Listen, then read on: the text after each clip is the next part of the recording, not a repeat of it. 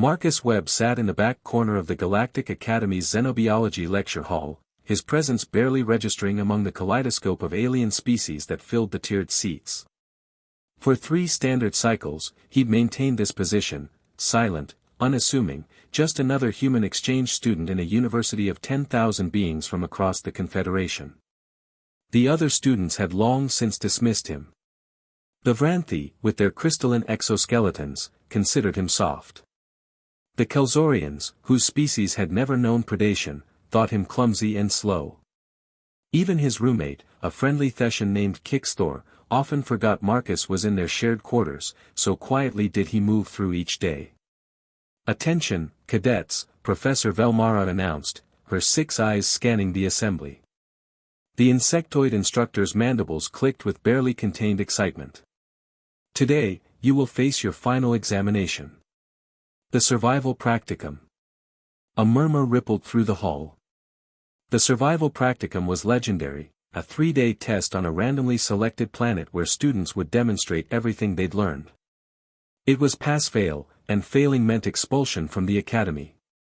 "Your destination," Velmara continued, pulling up a holographic display, "is designation Terra 7. A Class 9 Deathworld." The room erupted. Class 9 Deathworlds were considered nearly unsurvivable. Toxic atmospheres, extreme predators, geological instability, the classification existed more as a warning than a category for habitable planets. Marcus felt something stir in his chest.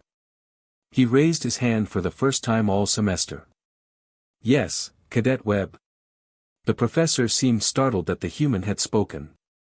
"What are the specific parameters of Terra 7? Velmara's antenna twitched. Oxygen-nitrogen atmosphere, gravity 1.2 standard, temperature range -40 to +45 Celsius, megafauna predators, venomous flora, and frequent electrical storms. Why do you ask?" Marcus leaned back, and for the first time in 3 cycles, he smiled. "Just wanted to confirm it's actually dangerous." The other students laughed nervously. The human had made a joke. How quaint. The dropship descended through Terra 7's turbulent atmosphere 30 hours later. Marcus stood among his assigned team, Kixthor, a Vranthi warrior named Zex, and a timid Pelothian called Mira. They'd drawn equipment lots, basic survival gear, emergency beacons, and 3 days' worth of rations. "Stay close," Zex commanded as the doors opened, his crystalline armor already polarized against the planet's harsh UV radiation. "Humans are fragile. We'll need to." He stopped.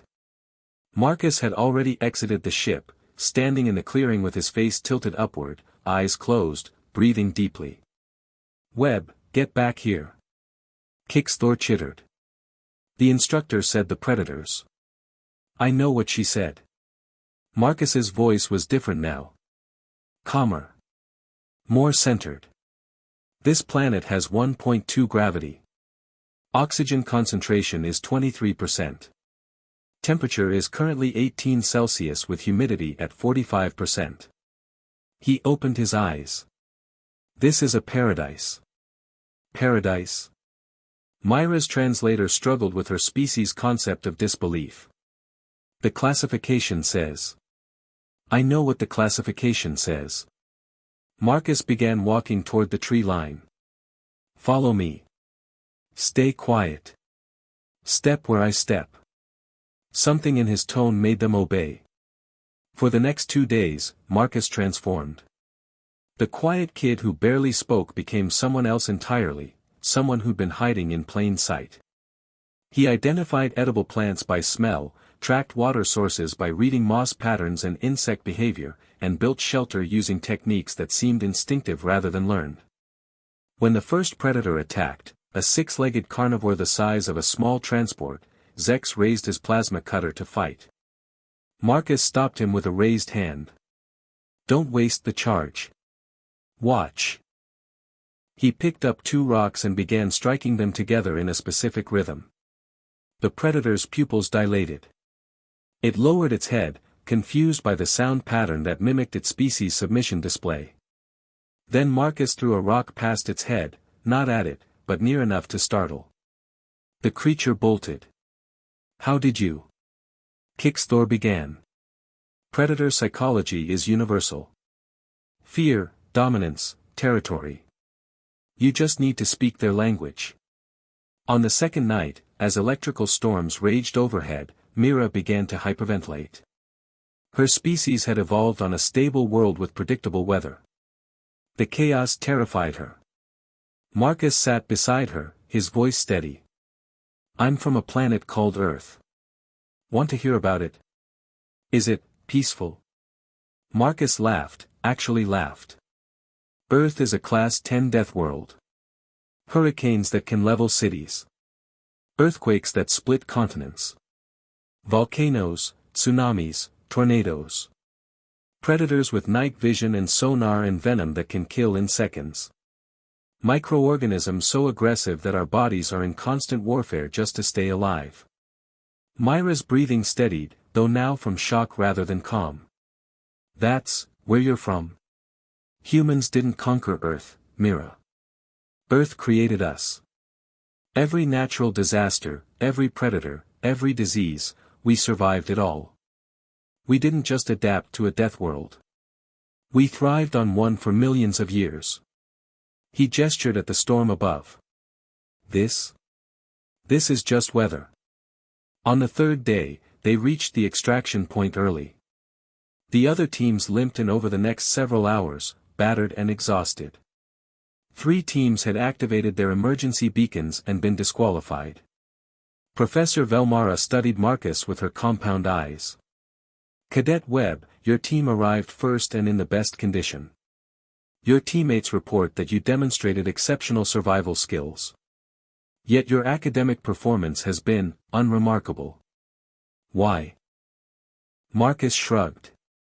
"You were teaching us about hostile environments and survival. For humans, that's not education. That's childhood." Zex, his armor cracked but his pride intact, approached Marcus. "I apologize for calling you fragile." "Don't." Marcus's smile was back, the quiet one. "That's what makes us dangerous. Everyone underestimates humans because we look soft.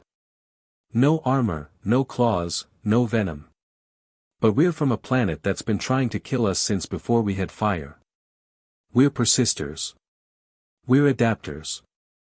We run prey to exhaustion, we sweat to cool ourselves, we eat almost anything organic, and we evolve throwing accuracy that can hit targets at 100-meter ranges." He paused. "We're not the strongest or the fastest. We're just the ones who refuse to quit." Back at the academy, word spread about the quiet human who treated a Class 9 death world like a camping trip. Marcus returned to his back corner seat, once again silent and unassuming. But now, when he walked the corridors, other students moved aside. Not from fear, from respect. They'd learned what the galaxy would eventually understand: humans were quiet not because they were weak, but because they had nothing to prove. After all, when you're from the deadliest planet in known space, everywhere else is just a vacation.